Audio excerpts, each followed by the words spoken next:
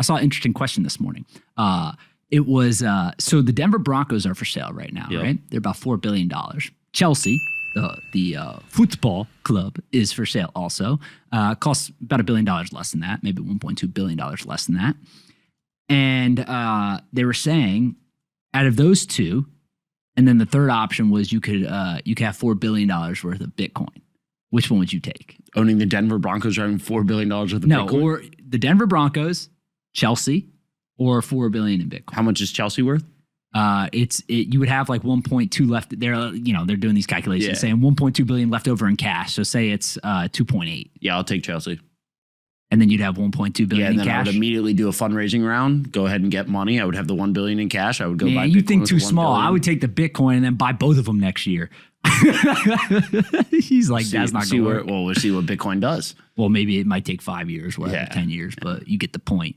The football team, either one of the football teams ain't growing faster than the other stuff here. If you look at most of these clubs, one, people like them because they have tax benefits for sure, and then the other thing is like they track somewhat in line with equities, with like the S&P historically, but they're very much uncorrelated, right? So I think it was Chamath wrote a thing a while ago.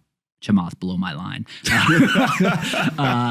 He said something about how he bought the Warriors, and it was basically like, hey, he had a bunch of money in his venture capital firm, and he was investing it and wanted something that was uncorrelated. So he put a few $1 million or whatever it was into the Golden State Warriors and bought a piece of them. And the problem is you don't have liquidity, so you actually end up getting a pretty steep discount. Sometimes it could be as much as like 30% for minority ownership stakes. So you get a pretty steep discount.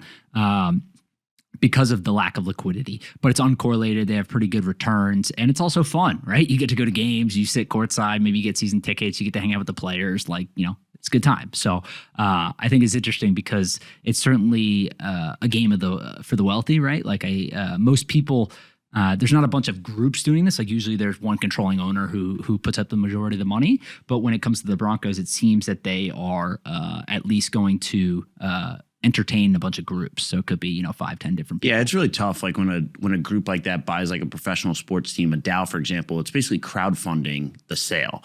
And what rights do those people have? What decisions do they have a vote in? I think are the main things people look at. Because if you're putting, $100, $500, $1,000 into a team that's worth $4 billion, is your voting right isn't really worth that much. So what is like the weight of the governance tokens if they use those? Like what do they do from that standpoint? I think is the interesting part. But yeah, it's cool to say that you're a minority owner of a professional football team if they go ahead and if the DAO it can successfully buy the team. Hey you, did you like this video? Great, we make 5 of them a day and post them here on this channel. Make sure you're subscribed, like the video, and see you next time.